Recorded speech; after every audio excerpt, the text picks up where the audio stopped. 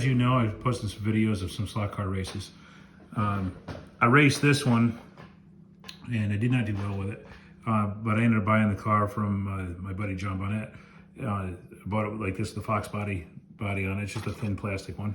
You can see, and then that's how the chassis is. It's a Boss chassis. These are about $100. You can buy them complete with the painted body like this on it. Comes ready to go, ready to rock and roll. You got to do a few things to it, but they're ready to turnkey to go for about $100. You can buy just this chassis for about $80 to $90, depending on where you shop, and that and a controller, and you're ready to go racing. So I got kind of bit by the bug, and John was willing to sell this car, so I snagged it from him, and that's what it looked like when I got it. But I'm going to show you what I turned it into, because I'm an old car guy, not a newer car guy, and a Fox body Mustang classifies as a new car for me.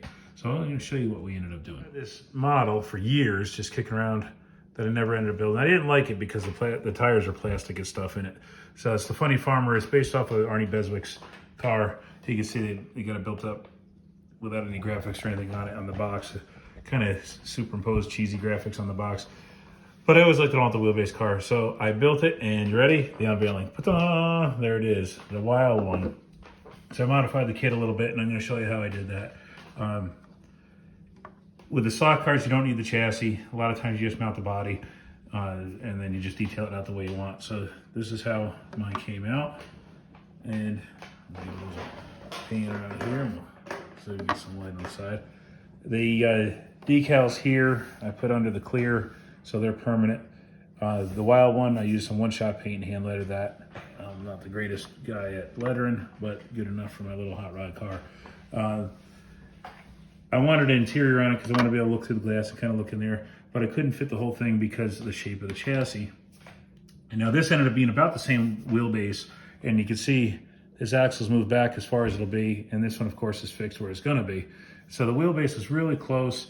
This tire was still forward, and the rear tire is slightly back, so what I did, I kind of split the difference. I cut this wheel well back a little farther and moved it back so I could clear the tire and get it more centered in the wheel well. A couple things I deviated on the plan for the kit car. As you can see, moon tank is on the front bumper in here. So I modified it, made it mount on the plate. And the reason I did that is when it's mounted on the chassis, it'll hide this pickup a little better. And then on the interior, I'm trying to see if you can see that. You can see that see through to the table. You can see I cut the bucket seat to clear the frame, put the roll bar in it, and got the dash and stuff in there. But this is where you can see more of the work. I sliced the floor pan, and I raised this floor up here, cut the drive shaft tunnel and stuff out, and then I sectioned the dash to bring that up, to raise the motor up, because the motor was sitting on this part of the chassis. So these slots help guide the body on here, and then this body will sit down on. So in the back, it uses the pins just like the stock body did. Now on the Fox body, it uses pins going through the cleared wheel wells into this front axle. So I was trying to figure out a way to mount that body, and what I came up with was took the oil pan off, and I just bent a piece of plastic and glued it to the bottom of the engine. So it fits on like that. So now we got kind of a step floor that clears the chassis, helps locate the body, clips onto the front, and then you got an interior when you look in the car. Not perfect, but better than no interior. I love the injection and stuff on it. Got our chute on the back because it's a funny car, so you should have that. So I gotta set the camera down, and I'll show you how that looks when it's on the chassis. There you have it. You can see fits the body pretty good, and the body still kind of floats on the chassis a little bit so the chassis can work. And of course that flag will fit down in the groove, and this will drop down a little farther. The tires don't quite touch, but they're awful close.